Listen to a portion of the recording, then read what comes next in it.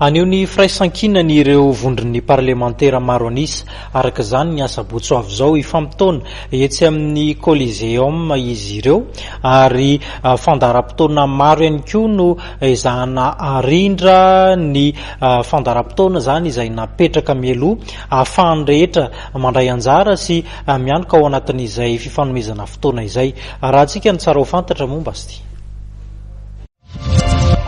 Be ny tanàna mahery ny arivo manerana ny nosy no fantatra fa ho avy anatevin-daharana io etika lehibe izay karakarain'ny vondron'ny parlemantera maro anisy amin'ny sabotsy 4 ny volana May ho avy io.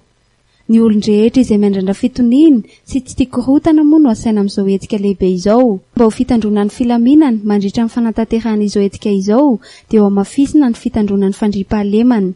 Lilaza ireo parlemantera maro anisy fa anisan'ny tanjona lehibe tiana aseho amin'ity etika ity ihany koa ny anehoana firaisan-kina mba ho fiarovana ny tombontsao pireneny indrindra fa ho an'ireo vahoaka malagasy.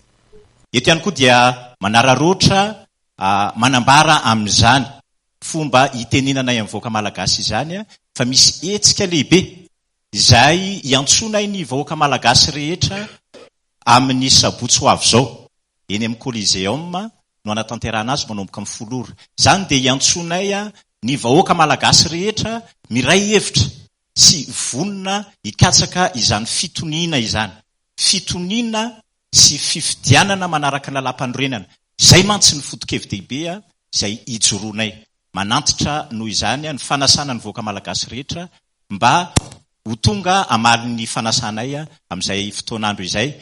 Tsy tafiditra ao anatin'ny soataovana maha-malagasy ary maneho fanaovana tsinotsinona izany ny fetika sasany izay naseho tetsy Analakely hoy ny député voafity tao Brickaville. Ozy izay hoe anjara ny vahoaka malagasy izay mijery anay amin'izao fotoana izao mahita an'ireto maro anisa rehetra amin'izao fotoana izao reto no hijery hoe aiza ho aiza re ny fametrahanareo fitokisana afabaraka ny samboadinay.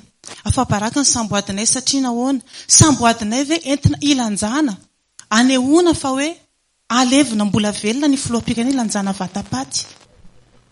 Mpanakanto maro moa no avy hanafana ity etika izay karakarain'ny vondron'ny parlemantera maro anisy ity ary anisan'izany Stéphanie Midja izay anisan'ny mpanakanto ankafizin'ny maro tokoa.